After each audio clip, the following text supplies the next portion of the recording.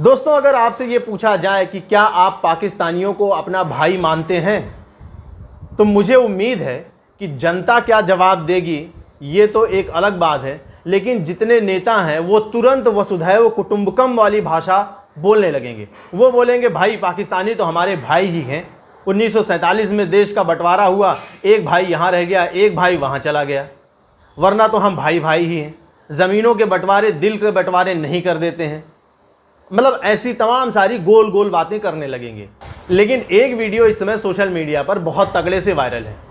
ओवैसी साहब शिकागो में एक प्रेस कॉन्फ्रेंस में बोल रहे थे और उनसे एक पाकिस्तानी नागरिक ने एक सवाल पूछा। उन्होंने पूछा कि क्या आप पाकिस्तानियों को अपना भाई मानते हैं?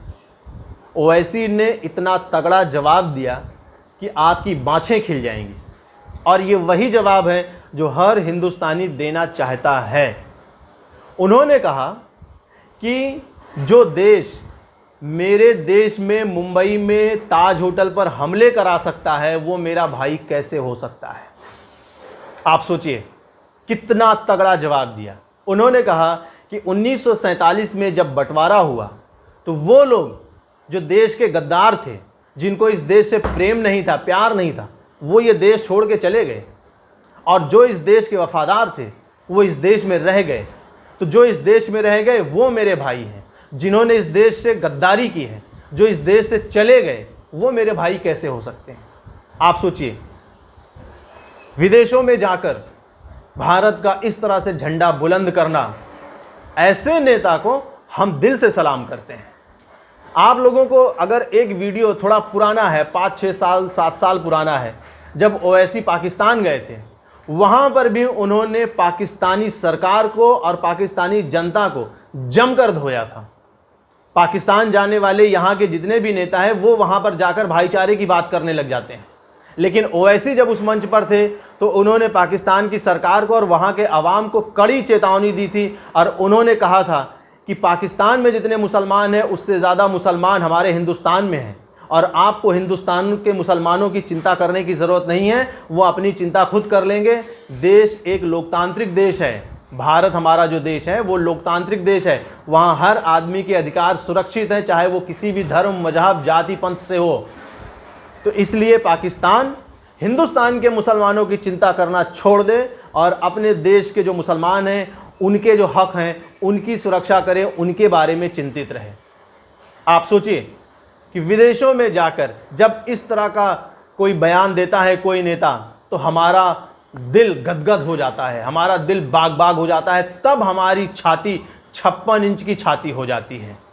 विदेशों में जाकर भारत के नाम को बदनाम करना राजनीति नहीं है कि आप विदेशी मंचों का उपयोग सिर्फ इसलिए करें कि वहाँ जाकर आप भारत के लोकतंत्र का मजाक उड़ाएं। और ये बात मैं राहुल गांधी के ही परिप्रेक्ष्य में कह रहा हूँ कि जब उन्होंने अमेरिका में जाकर और प्रेस कॉन्फ्रेंस में मुस्लिम लीग का समर्थन किया, उसको एक सेकुलर पार्टी बताया और ये कहा कि भारत में लोकतंत्र खतरे में है, उसी के अगले दिन एक अमेरिकी अधिकारी ने कहा कि अगर आपको लोकतंत्र के बारे में देखना है, जानना है, पढ़ना है तो आप भारत जाइए, नई दिल्ली जाइए, वहाँ देखिए कि किस तरीके से लोकतंत्र वहाँ जीवित है और 140 करोड़ लोगों को अपनी आवाज़ उठाने का हक है, अपनी बात कहने का हक है और 140 करोड़ मिल के अपने देश का प्रधानमंत्री, अपने देश का नेता चुनते हैं। आप सोचिए कि एक नेता राहुल गांधी वो विदेशों में जाकर और भारत की राजनीति का किस तरह से मजाक उड़ा रहे हैं, भारत की लोकतांत्रिक व्यवस्था का किस तरह से मजाक उड़ा रहे हैं, भारत का कितना मजाक उड़ा रहे हैं। और एक नेता असदुद्दीन ओवैसी हैं जो विदेशी मंचों का उपयोग भारत के गौरव को स्थापित करने के लिए करते हैं। मैं इसीलिए कह रहा हूं कि हिंदू मुस्लिम के चक्कर में मत रहिए। इस देश का हर मुसलमान गद्दार नहीं है और इस देश का हर हिंदू देश के लिए वफादार नहीं है, ये जान लीजिए। और ये मैं डंके की चोट पे कह रहा हूँ। जो वैज्ञानिक अभी पाकिस्तान को खुफिया जानकारी भेजते हुए पकड़ा गया वो हिंदू ही है, पुरुलकर समथिंग कुछ ऐसा नाम है उनका, वो हिंदू ही है। तो हर हिंदू देश के लिए वफादार नहीं है और हर मुस्लिम देश के लिए गद्दार नहीं है। मुस्लिमों को भी इस देश से प्यार है। तो हिंदू मुस्लिम के फालतू के बंटवारे में, फालतू के चक्कर में मत रहिए। और ये देखिए कि कौन सा नेता आपके देश की इज्जत विदेशों में भी जाकर बढ़ा रहा है। खैर, ऐसे ओवैसी साहब को मेरा दिल से सलाम है। और दोस्तों, अगर आपको मेरी बातें, मेरा वीडियो पसंद आए तो प्लीज़ मेरे वीडियो को लाइक, कमेंट, शेयर ज़रूर करिएगा। और हाँ, मेरे चैनल नूरा कुश्ती को सब्सक्राइब करना बिल्कुल मत भूलिएगा। बहुत बहुत धन्यवाद। जय हिंद।